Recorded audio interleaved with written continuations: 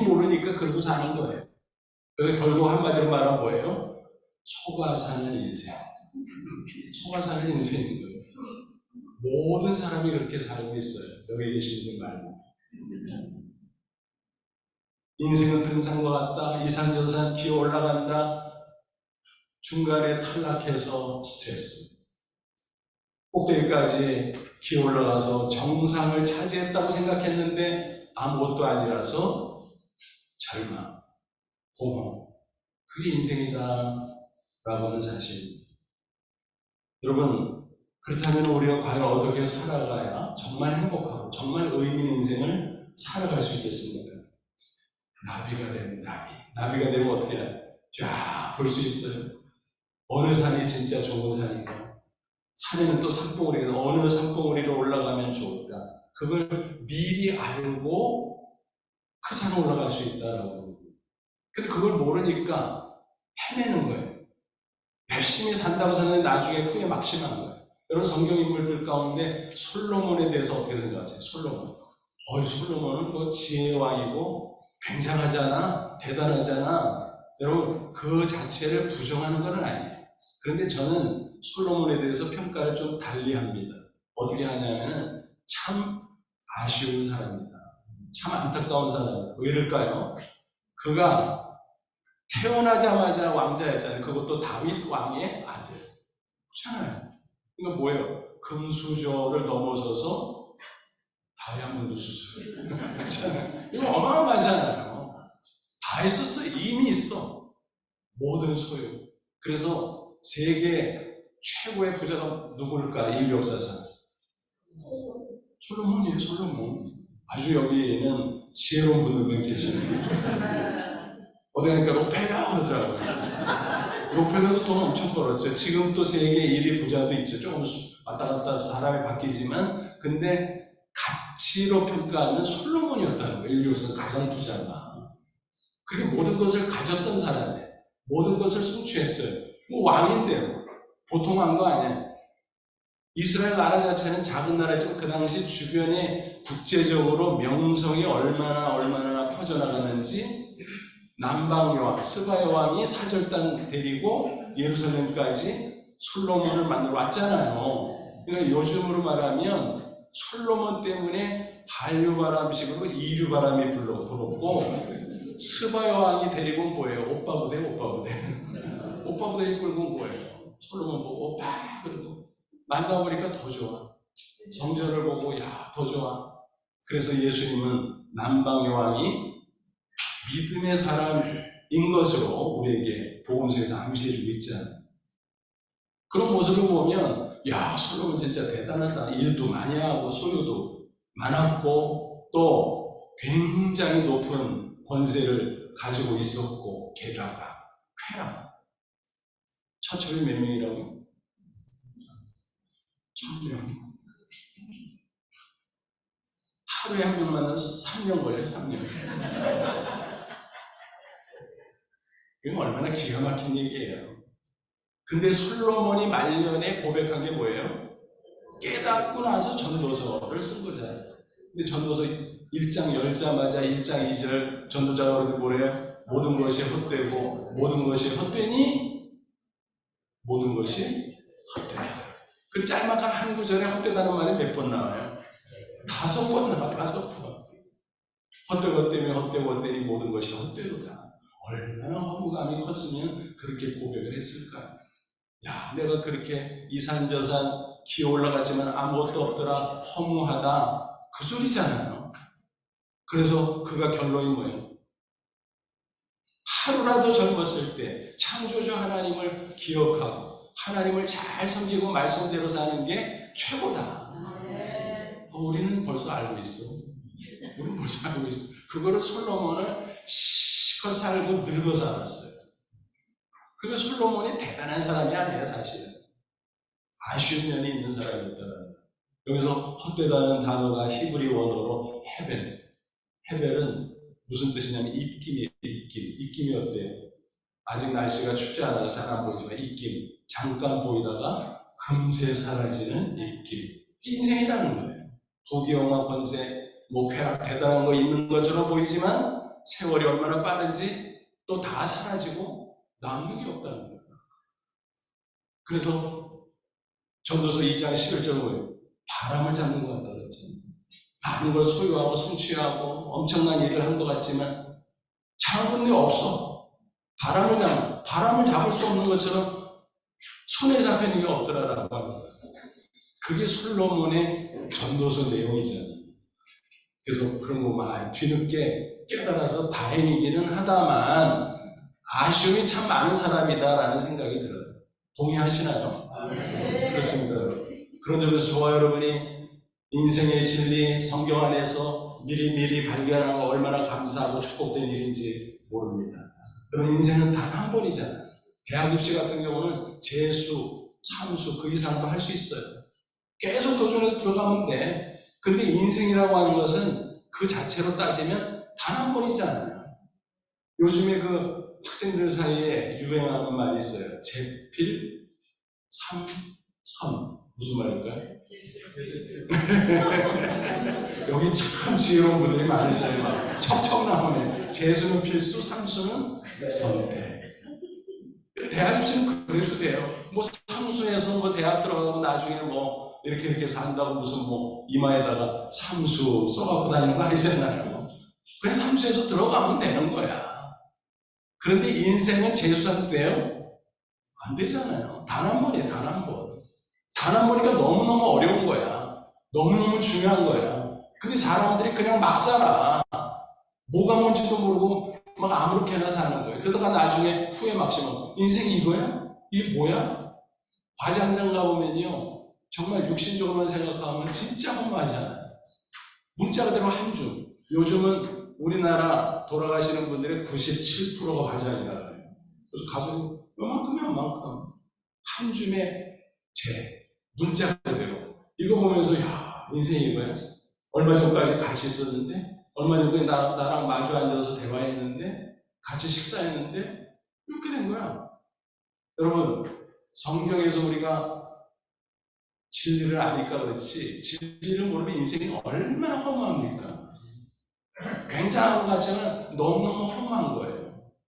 그렇기 때문에 단 한 번인 인생 정말 행복하고 정말 의미 있게 살려면 어떻게 해야 될까요? 성경의 진리를 깨달아야 될 줄로 믿습니다.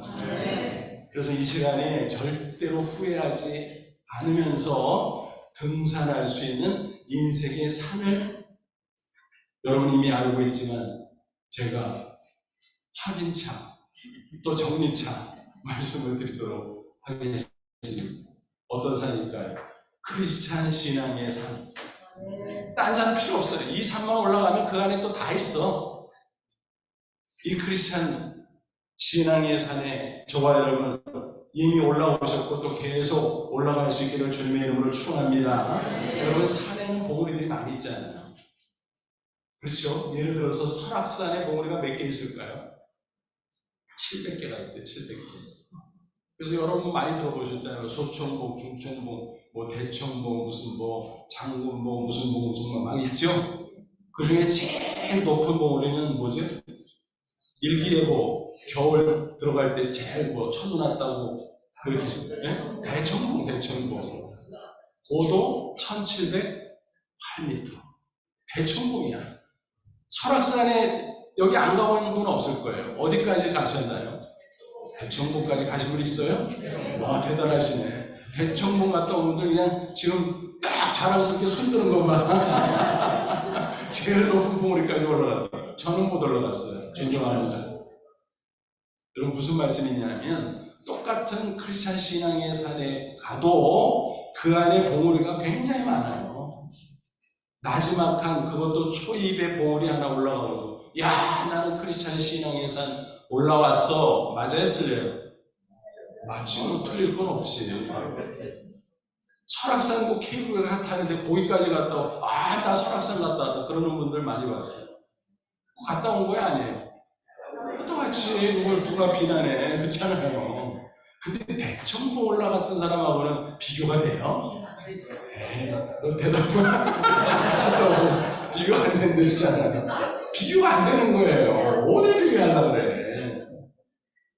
크리스찬 신앙의 산도 마찬가지예요. 이 봉우리 저 봉우리 신앙의 여러 신앙생활의 다양한 분야와 영역들이 있잖아요. 그런 가운데 이 봉우리 저 봉우리 우리가 나름대로 열심히 올라갑니다. 그런데 최고봉은 뭐라고요? 대충 되게 꽂히셨나봐요. 크리스찬 신앙 예상의 최고봉은 아니죠. 그거는 우리 외모였어요. 선교 때문에 모였잖아요. 선교 사명을 통해서 하나님 앞에 영원히 빛나는 상급을 받는 그 봉우리가 신앙의 최고봉인 줄로 믿습니다. 그래서 뭐 너무 많으니까 다 생략하고 간단하게 세 가지 봉우리로 요약해가지고 함께 말씀을 나누고 이제 우리의 강조점 마지막 세 번째 최고봉 사명 그 봉우리를 우리가 이 밤에 이미 올라오셨지만 그 중에서 꼭대기 다 올라갈 수 있기를 주님의 이름으로 축원합니다. 첫 번째 봉우리 뭘까요? 구원의 봉우리. 복음을 믿음으로 올라가는 구원의 봉우리. 두 번째는 뭘까요? 말씀의 순종함으로 오르는 축복의 봉우리. 그다음에 세 번째가 뭐예요? 선교 사명을 감당하고 오르는 상급, 천국 영광의 봉우리. 이 세 가지를 소개해 드리도록 그렇게 하겠습니다. 여러분, 예수 그리스도가 하나님의 아들이시오 나를 위해 십자가에 대신 죽었다 부활하신 구주이심을 믿습니까? 그럼 저와 여러분이 이미 구원의 봉우리에 올라온 줄로 믿습니다.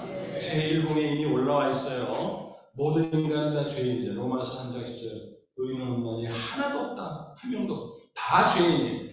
저는 처음에 전도받고 교회 이렇게 나가 설교했는데 되게 기분 나빴어요. 왜 기분 나쁘냐면 자꾸 죄인이래. 내가 왜 죄인이야? 내가 고등학교 때 선행상 받은 사람인데. 그런 것도 아니고 선행상 받았지만 그런 프라이드가 있었어요.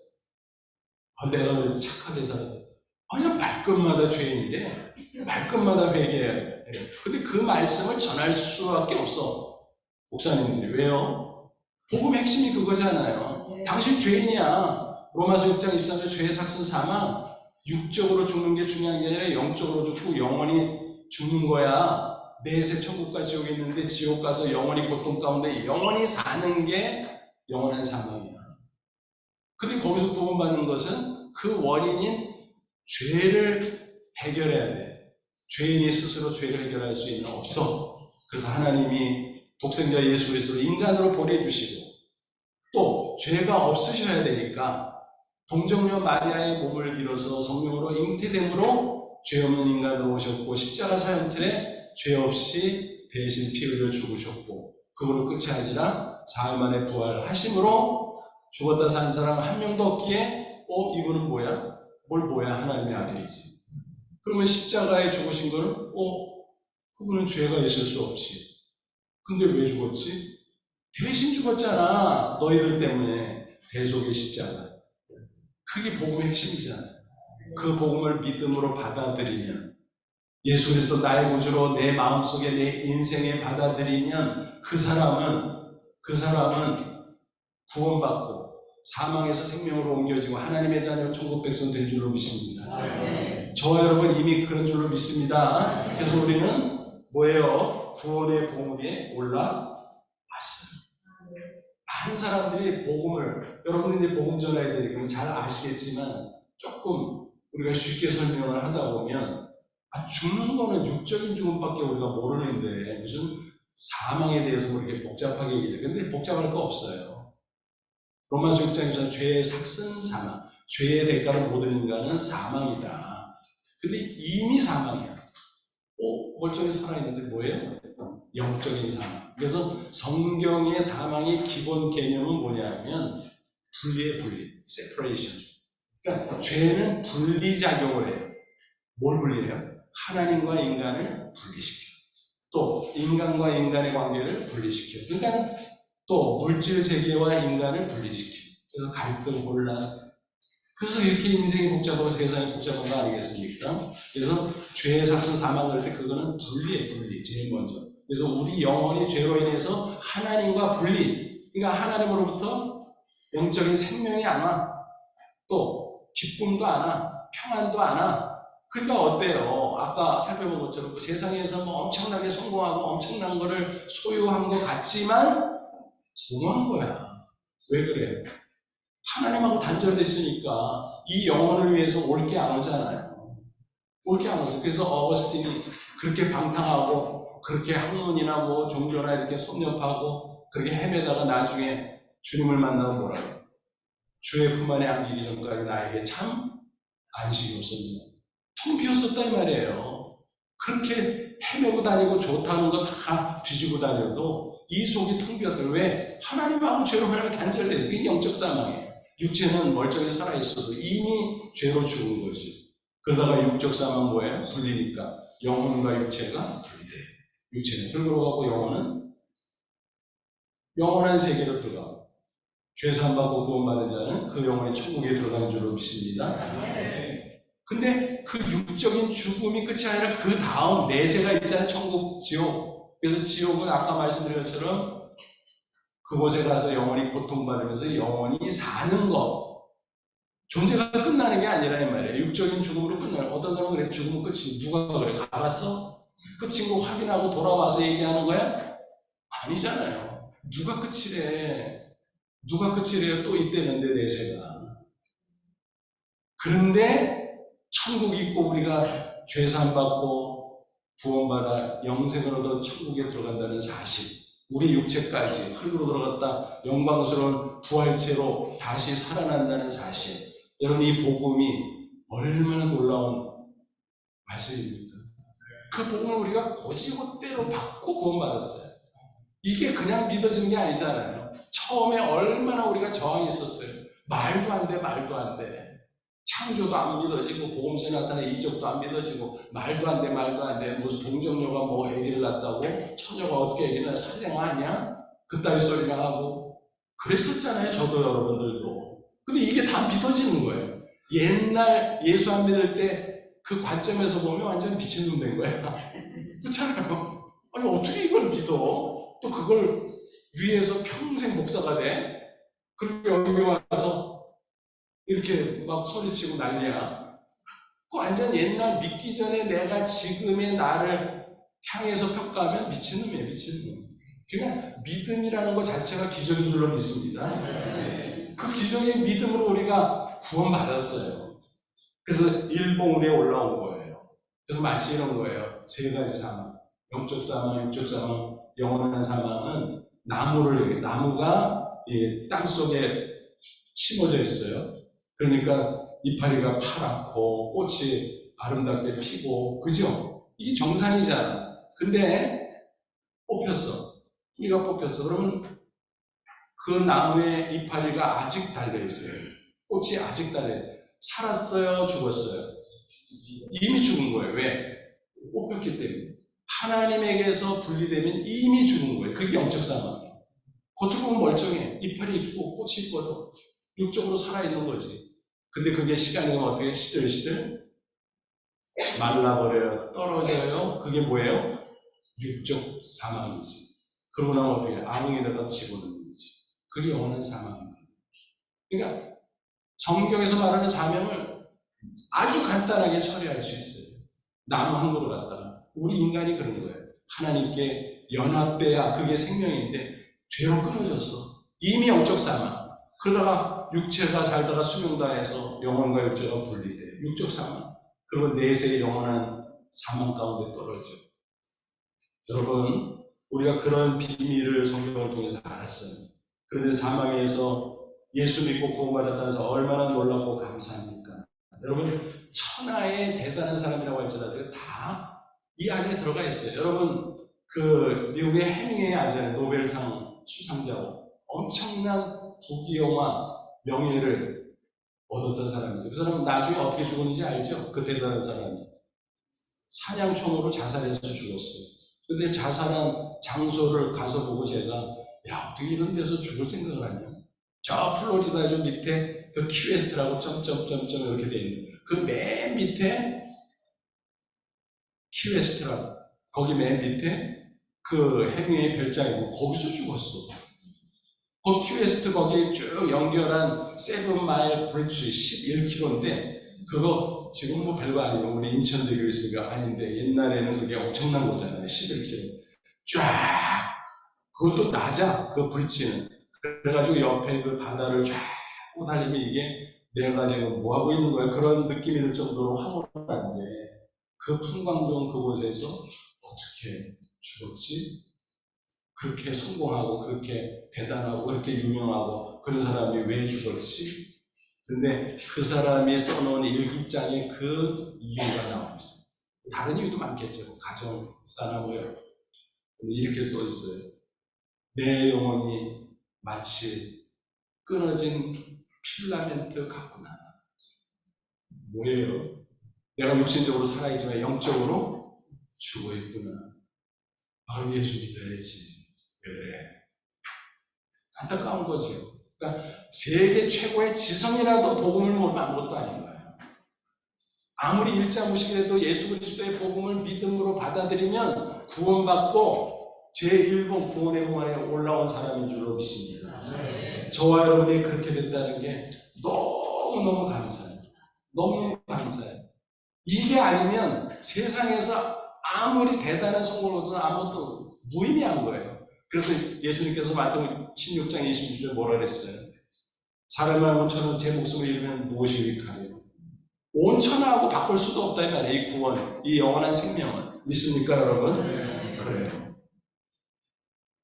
근데 누가복음 23장 보면 예수님께서 십자가에 못 박혀 죽으신 운명 직전에 왼쪽 오른쪽 강도. 근데 어느 쪽이 정확하게 모르는데 그냥 흔히 오른쪽이라고 그러죠. 그래서 편리하게 그냥 우강도라고 그럴게요. 이 우강도가 같이 처음에 막 둘이 막 욕하다가 나중에 예수님이 가상치료 막 하는데 그 말씀을 듣고 분위기 보면서 저분이 진짜 하나님의 아들 구주 맞네.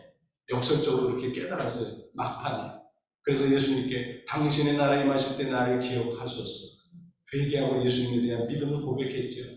근데 예수님께서 뭐래요? 오늘 내가 나와 함께 낙원에 있으리라. 여러분, 이 사람처럼 구원의 확신이 문자 그대로 100%인 사람이 없어요. 왜? 예수님을 통해서 육성으로 들었잖아요. 여러분, 예수님이 육성으로 너 구원받았어. 천국 백성이야. 그거 들은 분 있어요? 한 명도 없잖아. 근데 그 우강도는 들었다니까. 내가 오늘 나와 함께 구원에 낙원에 있으리라고 그랬잖아요. 와. 근데 그 사람 교회에 갔어? 한 번도 안 갔어. 헌금했어? 한 번도 안 했어. 봉사했어? 한 번도 안 했어. 근데도 천국 갔잖아. 세례도 안 받았잖아. 세례도. 교회를 안 갔는데 무슨 세례를 받았겠습니까? 그게 복음이 위대한 거예요. 구원받은 우리 입장에서 또 교회에서만 수십 년 봉사하고 애쓰는 우리로서는 좀 쩍쩍대겠죠. 에이, 좀 그렇다. 그렇더라도 하나님이 그렇게 한다는데 어떨 거야? 하나님이 그렇게 한다는데 어떨 거야? 여러분, 천국 국적법에 의해 미국 국적법 보면요, 저는 조금 어떨 때는 조금 그래. 여러 가지 중에서 미국 영토에서 태어나면 무조건 미국식 시민권자예요. 그거 좀 황당하지 않아요? 심지어는 여행자가 거기 가서 애기 나면은 60인권자잖아. 그래서 원정 출산하는 사람들 있잖아요. 그걸 이용해가지고. 황당하잖아요. 근데 그 나라가 그렇게 하겠다는데 누가 뭐래? 그렇잖아요. 천국 국적법도 그러거든요. 예수 복음 믿냐? 오케이. 그 한 가지로 너는 천국 백성. 그렇게 저와 여러분도 구원받은 줄로 믿습니다. 네. 제가 한국 최초의 경제학 박사 최호진 박사인데 그분을 임종 며칠 전에 복음을 전해서 결심 기도를 시킨 적이 있어요. 10수년 전에. 그 며느리가 저의 처의 친구인데 급히 연락이 왔어요. 시간이 너무 바쁠 때인데 와서 자기 아버님 아무래도 며칠 못 볼까 그때 복음을 제시해줘야 돼. 그래서 급히 갔어요. 근데 사정을 듣고 보니까 뭐냐면 평생 교회 옆에 있었어요. 가끔 가기도 했어요. 근데 예수님을 개인적으로 영접한 적 없는 사람. 그 부인은 감리교 장로님이에요.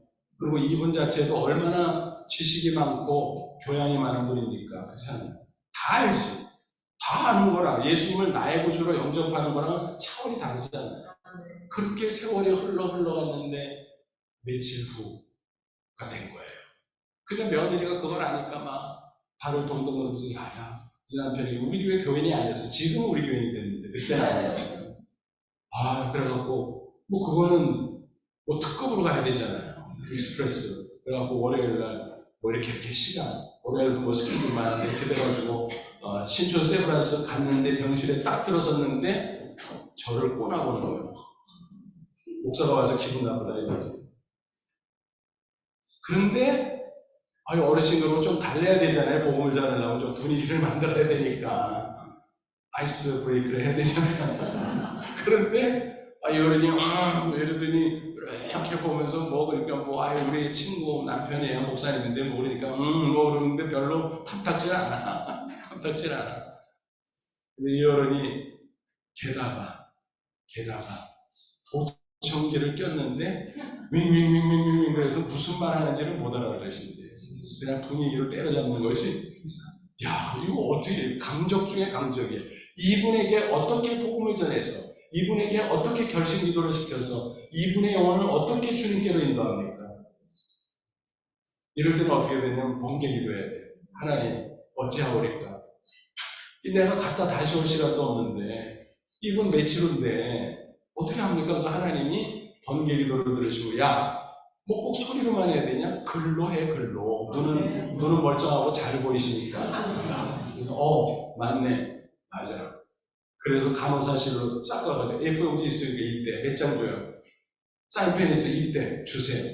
그래가지고 제가 논술 시험을 봤잖아요. 그래서 복음의 내용을 쫙 하고 이제 설명하고 맨 밑에 이제 몇 가지 질문 있잖아요. 결신하려면 그죠? 그래가지고 어르신 이거 보세요. 그러니까 뭐 좀 뜰지만 또 뭐 며느리 친구 남편이 왔으니까 또 뭐 어떻게 그냥 체면 이렇게 듣는 척 하는데 별로 떨떠름해요 처음에. 근데 볼펜을 짚어가면서 제가 읽으면서 뭐 소리는 잘 안 들리지만 보시니까 이렇게 하는데 밑으로 내려가면서 한 장, 두 장, 세 장 넘어가면서 표정이 달라져요. 받아들이는 거예요.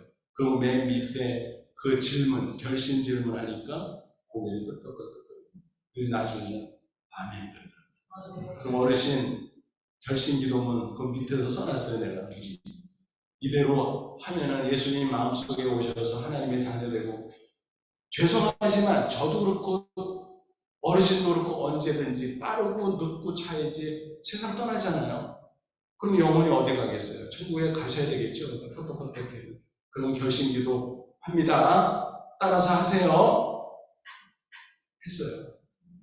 예수님의 이름으로 기도합니다. 아멘. 그러니까 얼굴이 환해져. 그랬더니 며느리한테 목사님 식사 대접 좀 하라. 이렇게 왔을 때는 막 떨떠름한 어르신이 그러고서 네 집에 돌아가셨다고 연락이 왔어요. 얼마나 그 장례식이 뭐 유족들은 슬프겠지만 저는 기쁘기만 했어요. 그분하고 정도가 없으니까 그냥 그분이 구원받고 천국 갔다는 그 한 가지 때문에 너무너무 감사하고 기쁘기만 했어요. 그러면서 그런 생각했어요. 이분이 경제학 박사님이잖아요. 어떤 분이 그러더라고요. 가장 경제적으로 예수 믿는 우강도가 그랬잖아. 우강도 아까 그랬잖아요. 교회도 안 가고 헌금도 안 하고 봉사도 안 하고 아무것도 안 했는데 예수 믿고 천국 갔잖아. 엄청 경제적이잖아요. 이 경제학 박사님도 그렇게 간 거야. 경제적으로. 여러분 과연 경제적일까요? 진짜 경제법칙인데요. 그게 아니에요. 많은 것을 누려야지. 가까스로 구원이잖아요. 미리 믿으면 영생의 기쁨을 이 세상에서도 누리잖아요. 믿습니까? 또 고난 많지만 이 세상에도 이기고 진짜 그리스도 안에서 참 행복이 뭔지를 알고 맛보면서 살잖아요. 또 하나님께서 맡겨준 사명 감당하면 그 보람이 있고 기쁨이 있고 그것에 대해서 영원한 천국의 상이 있고 그렇잖아요. 이런 예수 믿고 살아가는 신앙 인생의 그 풍성함이 이만큼인데 크리스찬 신앙 산에 올라가긴 올라갔지. 제1봉이 처음 초입에 그것도 올라갔다고 쳐줘야죠. 어떻게.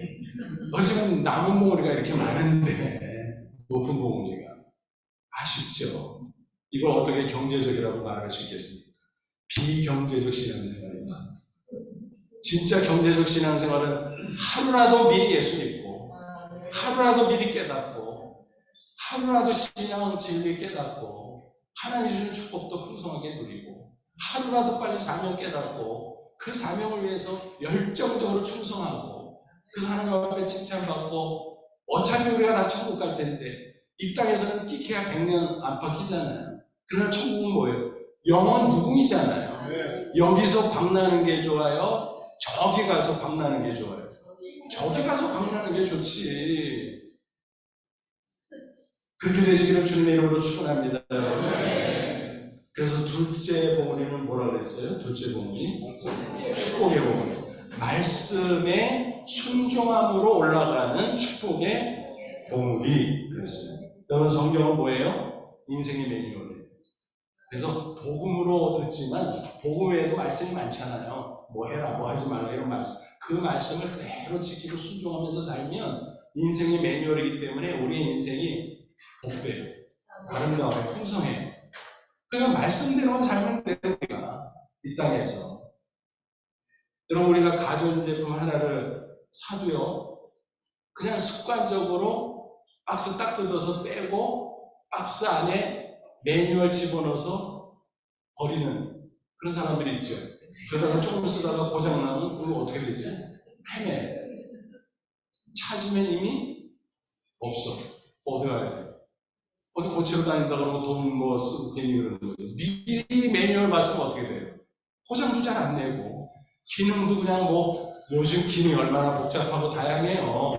근데 그 중에서 우리 조금밖에 못 쓰잖아요. 어떤 분은 스마트폰 갖고 다니는데 걸고 받는 것밖에 못하네. 왜 그거 다 들고 다녀? 왜 들고 다녀? 왜 스마트폰 비싸게 사요? 인생도 그렇게 사는 사람이 있어. 인생의 메뉴를 성경을 모르다 보니까 그냥 스마트폰 전화 걸고 받고 그 정도로 그냥 조금 거기서 왔다 갔다 하면서 살다가 가는 것처럼 신앙생활에서도 그렇게 인생을 사는 사람들이 얼마나 많은지 몰라요. 그러니까 이렇게 보면 한심해. 좀 죄송한 표현이지만 아니 성경에 이렇게 풍성한 축복의 세계가 있는데 아니 왜 그러고 살아? 아니 왜 그러고 살아? 매뉴얼 좀 보시지. 그렇잖아요 여러분. 신명기 28장을 뭐라고 부르죠? 축복의 장. 죄송한데 절반만 맞았습니다. 정확하게 말하면 축복과 저주의 장이에요. 28장, 신명기 28장에 1절부터 68절까지 있어.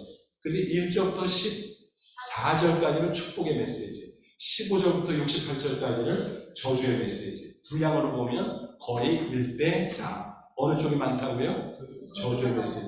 왜 그쪽이 많을까요? 하나님 저주하는 거 좋아하시나? 아니요. 역설적으로 저주하기 싫어서. 부모님이 자식한테 왜 잔소리해요? 잘못될까? 그죠? 잘못될까봐 그러니까 애들은 우리 엄마 또 잔소리한다. 왜 하냐 이 녀석아. 너 잘못될까 걱정돼서 하지. 그죠?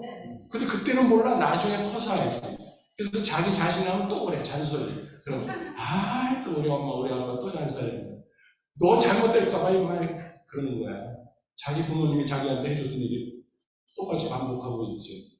여러분 그래서 신명기 28장 뒷부분 저주의 메시지를 제가 붙였어요. 하나님의 잔소리. 그거 듣고 그렇게 살지 말라는 거예요. 앞에는 뭐예요? 하나님의 말씀을 청종하면 모든 복이 임하여 너에게 이르리니.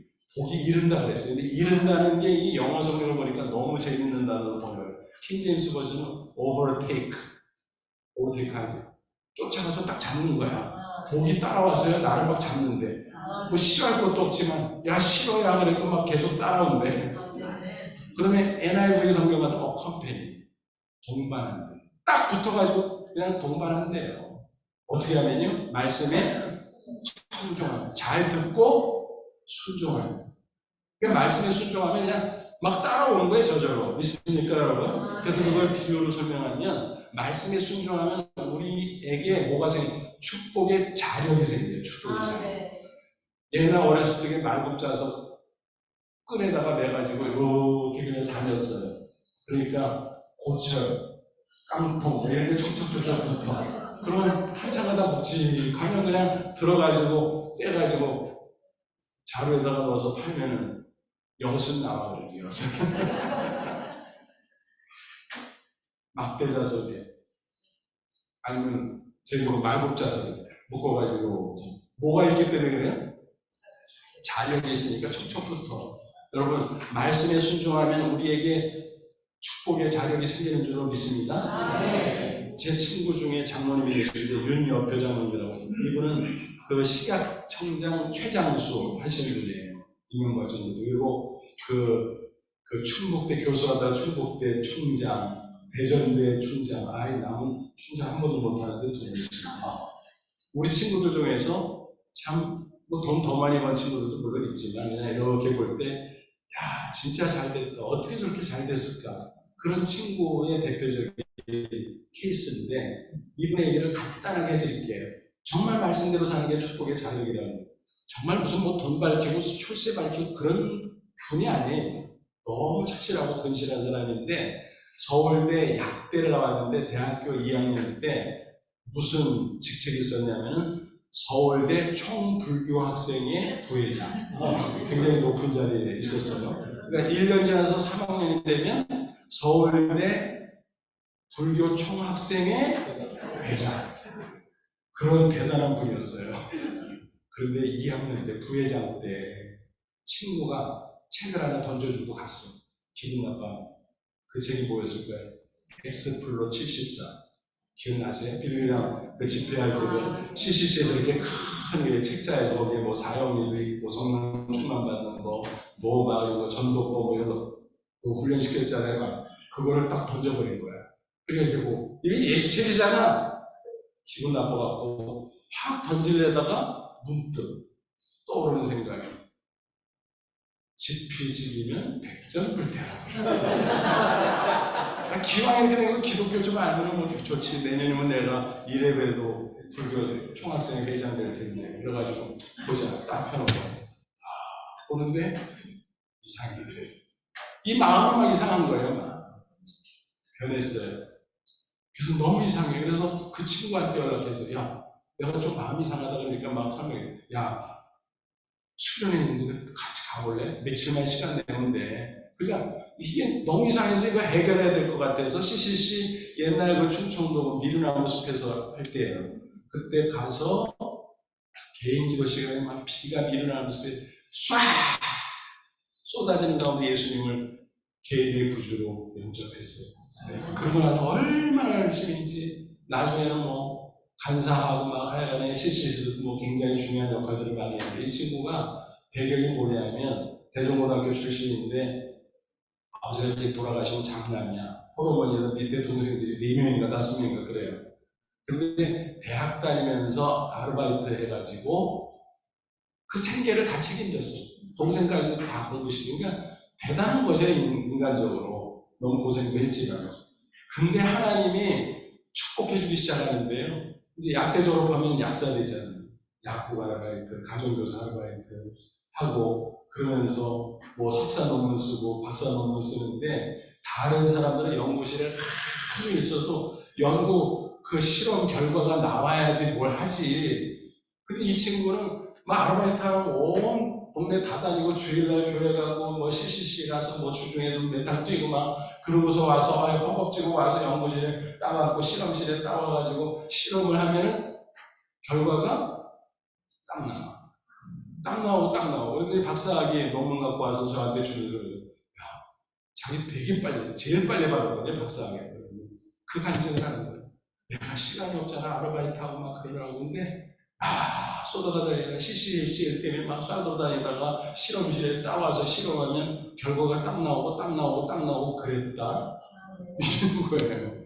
그러더니 교수도 제일 먼저 되고 학장도 먼저 제일 되고 그러더니 자기는 정치의 지읒도 모르고 근데 어느 날 연락이 왔대 청와대에서 해보겠냐고 그래서 왜 나를 부르지? 근데 어쨌든 뭐 싫을 거 없잖아. 그래서 하겠다 그랬대. 나중에 알고 보니까 어떻게 연락이 왔는데 자기는 개인적으로 스치는 생각이 나라를 위해서 그렇게 CCC가 나라를 위해서 기도 많이 하잖아요. 민족보호 그리고 나라를 위해서 그러니까 하나님이 그래서 축복했나 보다고 생각을 합니다. 그리고 끝나고 나서 총장 2번하고 또 뭐 저쪽 오송이 무슨 의료 무슨 재단에서 뭐 이사장하고 이런 식으로 계속 하나님이 그냥, 그리고 또 창조와 계획도 많이 하고 이제 그런 친구인데 어쨌든 너무 신앙적으로 인격적으로 훌륭한 분이에요. 그 사람 보면 야, 어떻게 저렇게 축복을 받나. 그냥 문자 그대로 축복의 대로야 돼요. 자, 동생들 다 잘 키워서 뭐 목사도 되고 뭐 잘 살고 자녀들 중에서 또 목사가 하나 있고 막 그래요. 그래서 여러분 제2복은 뭐라고요? 말씀의 순종함으로 올라가는 축복의 복음. 여러분들이 이미 그 복음에 올라오셨을지 모르겠습니다만 앞으로도 계속 그 축복의 복음이 올라가서 하나님의 축복을 풍성히 누리시기를 주님의 이름으로 축원합니다. 그리고 마지막 세 번째는 뭐라고요? 사명의 충성, 헌신함으로 올라가는 상급의 복음이에요. 여러분 우리를 구원하신 목적이 뭐죠? 하나님 우리를 왜 구원하셨어요? 천국 데려가려고. 그렇잖아요. 궁극적인 목적이 우리 천국에 인도하는 거 아니겠어요? 그렇죠? 그래서 하나님 나라 완성, 계시록 7장 9절 이하, 하나님 보좌 앞에 광경, 허다한 흰옷 입은 무리가 종려나무 가지 흔들면서 하나님 보좌에 하나님과 어린 양 예수 앞에 막 찬양하잖아요. 그 하나님 나라 완성이 하나님의 최종의 목표거든요. 그래서 한 사람 한 사람 구원해서 부르는 거거든요. 그러니까 우리를 천국 하나님 보좌 앞에 갖다 놓으려고 구원한 줄로 믿습니다. 그럼 빨리 내려가시면 아직 안 내려가시나? 또 이 땅에 사는 동안 좀 아까 말씀드린 것처럼 왜 축복을 주시나? 자녀니까 축복 준다고 간단하게 생각할 수도 있는데 빨리 데려가는 게 더 좋을 텐데. 왜냐하면 여러분 질문 드릴게요. 정직하게 솔직하게 대답해 보세요. 천국이 좋아요? 세상이 좋아요? 이렇게 주저주저 하시는 거예요. 천국이 더 좋다고 하나님 빨리 데려가실까 봐. 저희 아들이 지금 뭐 30 넘고 결혼도 했지만은 어렸을 때 그 누나 이제 자기 전에 이제 말씀 각자기 전하고 기도하고 재웠거든요. 근데 어느 날 천국에 관한 그런 메시지를 전하고 기도를 했어요. 기도 아멘 하고 끝났는데 이 아이가 뭐라 그러냐, 아빠 그러더라. 아빠 나 질문 있어서 질문. 뭔데? 나 천국에 빨리 가고 싶은데 천국이 세상보다 좋다며. 그래서 그건 그런데 너 빨리 가면 안 되는데. 근데 제가 그게 가슴이 덜컥 앉은 게 옆에서 그 누나라고 몇 살 많다고, 야 천국에 가면 죽으면 돼 그러는 거야. 방법까지 가르쳐주네 세상에. 근데 그때 TV 뉴스에서 무슨 뉴스가 나왔냐면은 애들이 슈퍼맨 장난 한다고 이렇게 하다가 이게 보재기 묶고서 높은 데서 떨어져서 막 다치고 사고나고 막 이럴 때가 있었어요. 근데 그때 저희 아파트 사택이 8층이었거든요. 8층.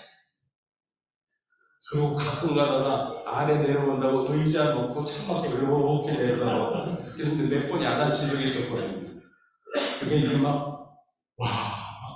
진짜 그 상황에서 마음이 불안한 거예요. 그래서 다시 이 무슨서. 그래가지고 무슨 메시지를 전했을까요?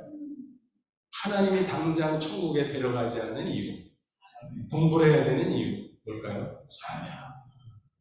사명인 거예요. 너나 나나 우리 식구들이나 복음 듣고 예수 믿고 구원받고 아무 때나 천국 갈 수 있지만 이 세상, 네 주변에는 복음 듣지 못해서 영원한 사망으로 떠내려가고 있는 사람이 얼마나 많은 줄 아냐? 그거 생각 안 하고 빨리 가겠다고? 가면 안 된다. 그래서 사명을 얘기하고 사명을 위해서 공부를 열심히 해야 된다는 거를 그날 아주 못 박아서 말씀을 2차로 전하고 2차로 기도하고 채웠어요. 그랬더니 그 다음에는 별 반응이 없더라고. 그래서 됐구나, 정리됐구나 그랬는데 여러분 세월이 많이 지났습니다. 여러분 그렇잖아요. 천국이 좋아요? 세상이 좋아요? 천국이 좋은 걸 다 알잖아요. 근데 천국에 가고 싶어요? 그렇게 가고 싶어요 정말? 어떤 때는 그럴 때가 있었는데 어떤 때냐면 세상 살기 고달플 때 정말 하나님 빨리 데려갔으면 좋겠다. 근데 세상에서 재밌는 거 많고 이럴 때는 어때요? 하나님 조금 있다가요. 조금 있다가. 아직은 아닙니다. 천국 좋지요. 근데 그러나 not yet. 이게 솔직한 우리 심정이잖아요. 근데 좋아요. 좋은데 나중에 하세요 하나님. 근데 그러려면 우리가 뭐가 있어야 돼요? 이 땅에 있는 이유, 내 이유가 아니라 하나님의 이유를 알아야 되잖아요. 하나님의 이유가 뭐예요? 예수님이 승천하면서 마태복음 28장 18절 20절 지상명령 주셨잖아요. 모든 민족에 가서 예수 그리스도의 복음 전하고 제자 삼고 성부성자 성령으로 세례를 주고 하나님의 말씀을 가르쳐 지키게 하고 그게 또 재생산이 돼서 세계 복음화를 그게 하나님의 목적이잖아요. 마태복음 24장 14절 이 천국 복음이 모든 민족에게 증언되게 온 세상에 전파되니 그제야 그치요. 예수님 제일 많은 그날이 종말이라는 그때까지 복음이 확산되고 그게 선교잖아요. 그거를 위해서 먼저 믿은 우리들이 하나님이 부르시는 그날까지 다른 사람에게 복음을 전해줘야 되잖아요. 내가 들었으니, 내가 먼저 복음 받았으니 모르는 사람 가르쳐줘야 되잖아요. 허다못해 여러분, 예를 들어서 내가 뭐 아팠어. 근데 무슨 약 먹고 아유 지켜. 이거는 막 딱 먹으니까 금방 낫네. 지켜야긴 해. 근데 옆에 보니까 그 병에 걸려서 낑낑거리는 사람이 있으면 어떡할래요? 비밀이다. 그런 사람이 어디 있어요? 여보, 나도 당신하고 똑같이 아팠어. 근데 무슨 약 먹었더니 딱 떨어지더라. 지켜요. 이 약으로 사 먹어. 어떨 때는 막 사다 줘. 그래 안 그래? 그래. 그 한 가지 병에 대해서도 그렇게 알려주는데 죄로 말미암아 영원한 사망에 떨어질 수밖에 없다는 그 사실, 근데 거기서 구원받고 영원한 생명, 천국을 얻을 수 있다는 이 복음을 전해주는데 그거에 대해서 반대해요? 무관심해요? 그건 아니잖아. 딱 집어서 말씀해 주셨는데 너희는 가서 모든 민족에게 말씀했잖아요. 세상 끝날까지. 사도행전 1장 8절 오직 성령에게 마시면 너희가 권능을 받고 예루살렘 온 유대와 사마리아 땅 끝까지 이르러 내 증인이 되리라. 그거 우리에게 숙제로 맡겼잖아요. 먼저 믿은 성도들의 공동체인 교회들에게. 근데 어떤 교회들은 그래요. 오늘은 서울, 내일은 한국, 모레는 세계. 하루 지났어요. 하루 지났는데 또 뭐라고 그러고 있어? 오늘은 서울, 내일은 한국, 모레는 세계. 항상 그러고 있는 거예요. 동시다발적 선교명령이 가까운 예루살렘 선교, 우리 이웃 전도회, 그리고 유대 선교, 우리 한국 땅 주변, 그 다음에 사마리아, 이 땅의 이주민, 탈북민, 그리고 땅끝, 해외, 온 세계 곳곳. 그걸 주셨잖아요. 그 숙제를 주셨잖아요. 그것도 그냥 하나 하고 그 다음에 하고 그게 순차적인 게 아니에요. 예루살렘 다 싹 되면 그 다음에 유대해라, 싹 되면 그 다음에 사마리아해라, 싹 되면 그 다음에 땅끝. 그게 아니잖아요. 만약 그거라면 아직까지 복음이 우리한테 안 왔어요. 왜? 예루살렘이 100%안 됐거든. 그죠? 그건 뭐냐면 동시다발적 선교명령이에요. 동시다발적. 예루살렘도 하고 유대도 하고 사마리아도 하고 땅끝도 하고 그냥 막 하라는 거예요. 전방위적으로. 동시다발적으로. 제가 92년도에 35세 막 교회가 어려울 때였는데 어느 날 갑자기 담임 목사가 됐어요. 부목사였거든요. 어제까지 부목사, 오늘 담임 목사. 어떻게 목회해요? 35살짜리. 당에 들어갔더니 그때는 70세 정년제가 없을 때 우리 교단에. 그래서 70세가 넘은 장로님들이 쫙 앉아있어요. 우리 아버지보다 나이가 더 많은 분도 한 두어 명이 있었어요. 심지어는 제가 1957년생이거든요. 근데 57년에 장로님 중에 두 분이 장로 임직을 받았어요. 감이 잘 안 오시나 봐요. 제가 응애하는데 장로님이야 그분들은. 그런 당회, 그런 교회, 어려운 교회. 그가 어떻게 목회를 해요? 그리고 이 교회에서 부목사 몇 년 하다가 갑자기 담임 목사를 이랬는데 어떻게 해? 부목사 같이 하면 아직도 목사야 그럴 거고 담임 목사 같이 언제부터 담임 목사라고 저렇게 티내? 이게 이기지도 못하겠고 저러지도 못하겠고 막 속된 말 완장하겠는 거예요. 이거 내가 하고 싶어서 하는 것도 아니고 갑자기 그냥 등 떠밀려서 오늘 목사님 그러더니 투표를 해야 되겠다. 투표를 그랬더니 투표도 2번 했어. 장로님 중에 일부가 너무 어리지 않아요. 그리고 이게 부목사 하고 있는데 또 이거 좀 지켜보죠. 뭐 어떻게 지켜보냐. 1년짜리 먼저 투표하고 1년 하는 거 봐가지고 또 이제 쭉 하는 것도 투표하잖아요. 그래서 2번 투표했어요. 그러니까 그런 상황에서 목회를 하는데 얼마나 고민이 되겠어요. 새벽마다 기도 하나님 가르쳐줘요. 나 아직 계속 부목사 할래요. 하나님 당신이 담임 목사예요. 난 그냥 계속 부목사 할래요. 가르쳐주는 대로 할래요. 근데 지나놓고 보니까 그게 제일 목회 잘하는 거야. 괜찮아요. 하나님이 담임 목사예요. 무슨 인간이 담임 목사에서 되나? 하나님이 시키는 대로 해야지. 그때는 그럴 수밖에 없어서 그랬는데 지나고 보니까 그게 정답이더라. 그때 눈물 흘면서 매일 새벽 기도하는데 하나님 뭐라 그러지 않았어요? 야, 사도행전 다시 읽어. 잘하는데 다시 읽어 임마. 다시 읽었더니 야, 예루살렘 교회로 돌아갈래? 다 그러잖아. 예루살렘 교회로 돌아가자. 초대교회로 돌아가자. 그러면 망해 임마. 뭔 소리예요 그랬더니 예루살렘 교회가 왜 스데반 순교를 기점으로 핍박받고 다 흩어진 게 아니야?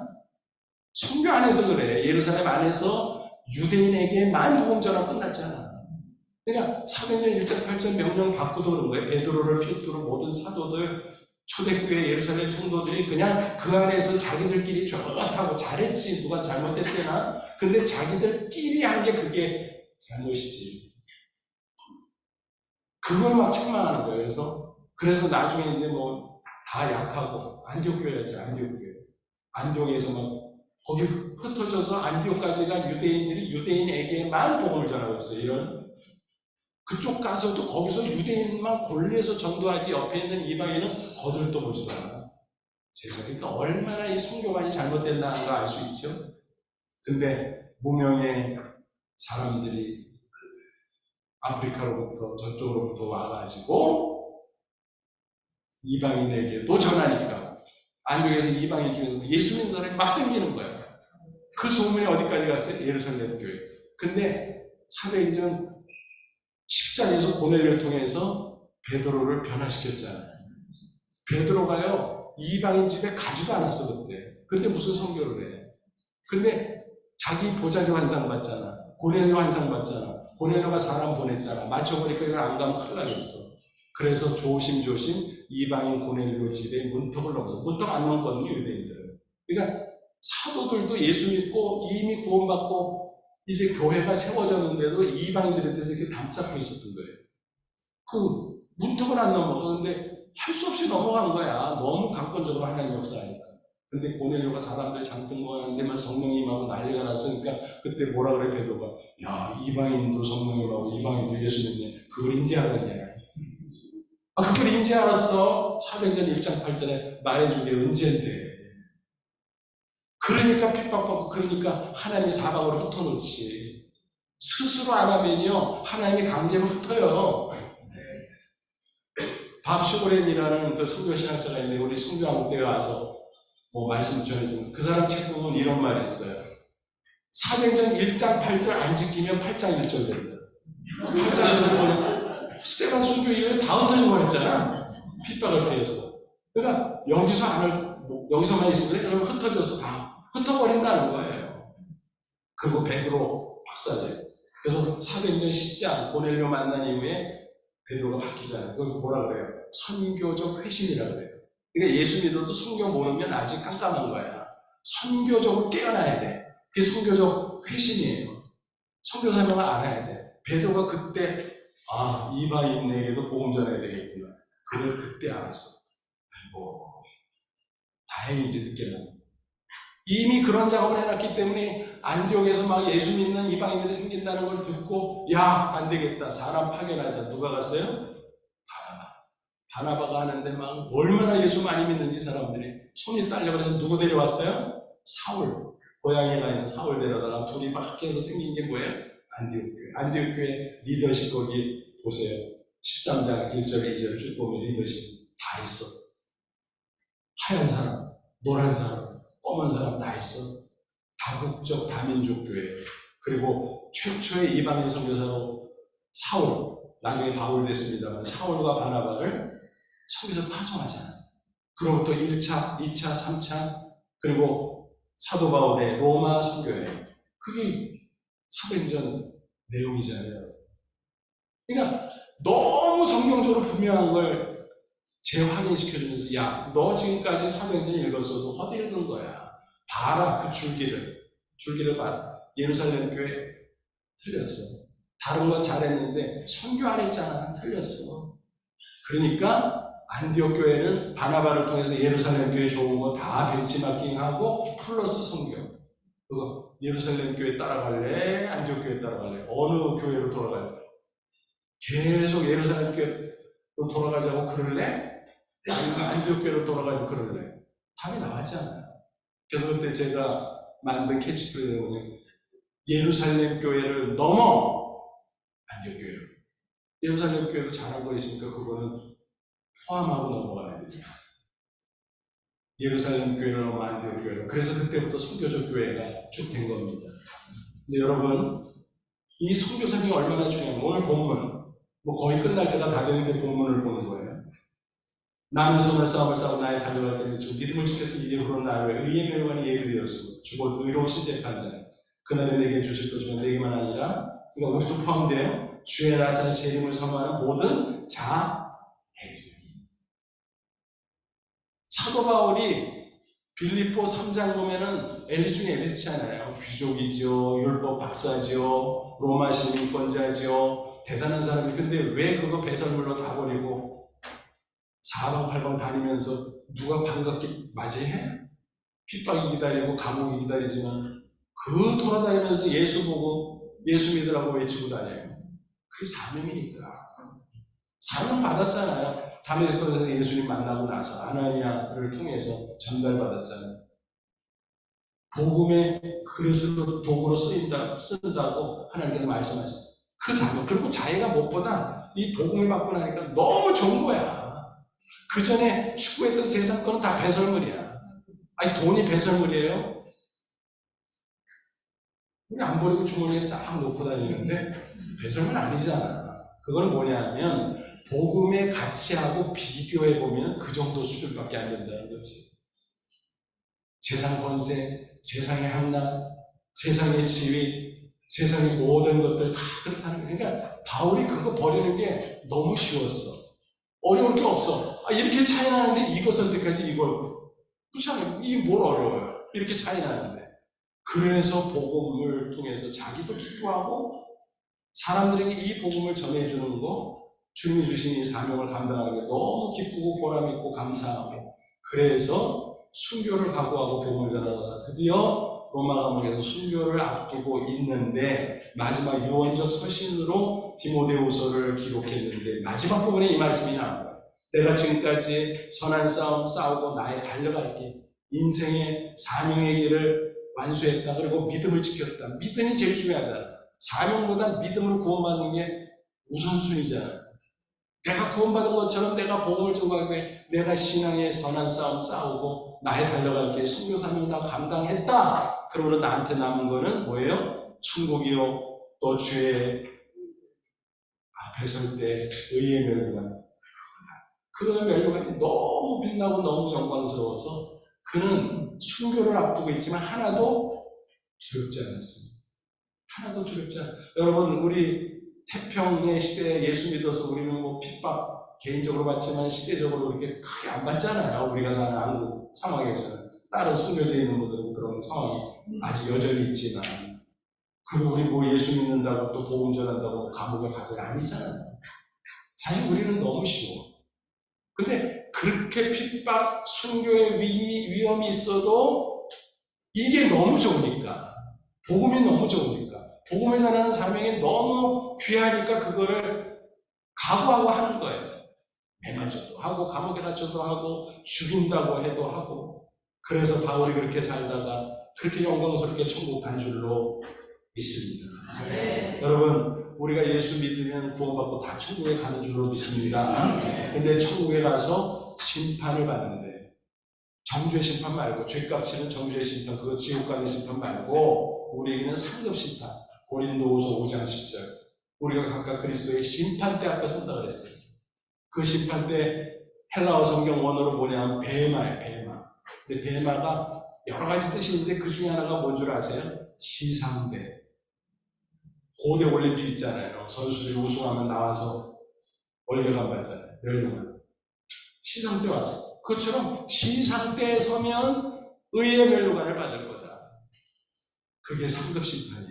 저는 예수 믿고 나서 어떤 삶을 살았느냐, 이 땅에서 말씀대로 순종하면 축복은 주겠지만 그거는 이 세상에서 끝나는 거예요. 축복을 아무리 많이 누려도 그거는 세상에서 끝나는 거예요. 그죠? 가져가요? 안 가져가잖아요. 빈손 들고 가져가잖아요. 벌거벗고 가잖아요. 그냥 끝나는 거예요. 하나님께서 주신 축복이라도 이 세상에서 끝나는 거야. 저 천국까지 가지고 갈 수 있는 건 뭐라고요? 사명에 충성한 거. 사명에 헌신한 거. 선교한 것만 가지고 가는 줄로 믿습니다.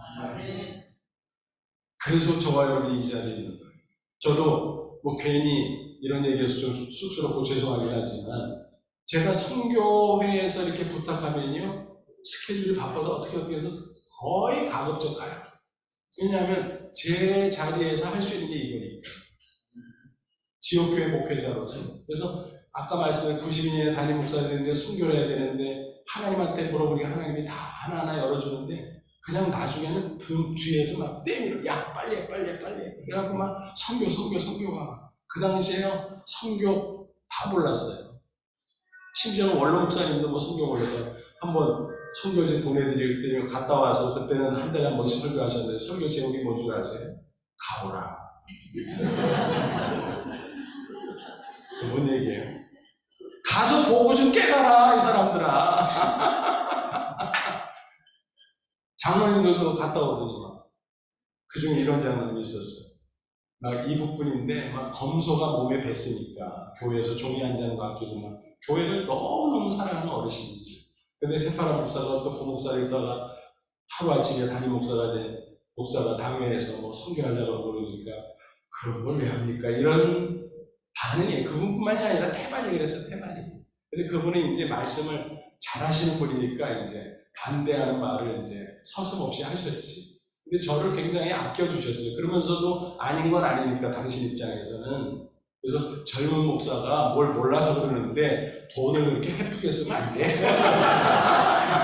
그러니까 미치겠는 거예요 제가. 이거 해야 되는데 자꾸 그러니까 그렇다고 뭐 장로님들하고 이렇게 반대로 갈 수도 없잖아요. 그래서 기도하는데 하나님 어떻게 해요? 하나님 담임 목사님께 물어봤죠. 야 보내. 어디 보내? 그랬더니 선교지 쫙 보내드려. 그러는 거예요.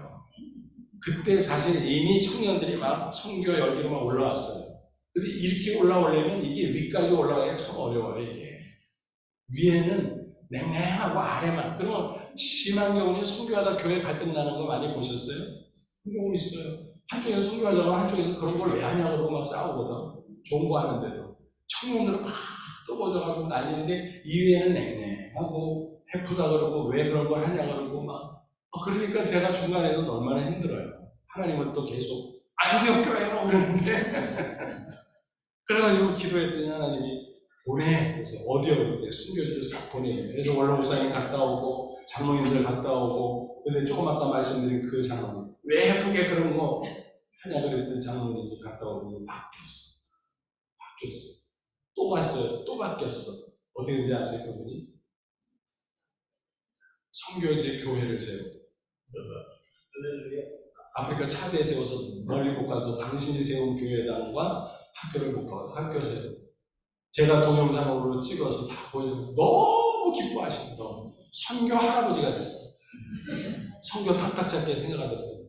그러더니 권사님도 바뀌어가고 같이 헌금하고 같이 하고 장로님 돌아가신 다음에 계속하고 그 아드님이 또 선교지 왔다 갔다 하고 막 그러더니 그 아드님이 지금 장로님이 되셨어요. 이주민 선교위원장인데 그리고 또 그 딸이 네팔 단기 선교사로 2년 갔다 오고 그 아들도 선교지 갔다 오고 이런 식으로 그 가족이 선교 패밀리가 됐어요. 패밀리.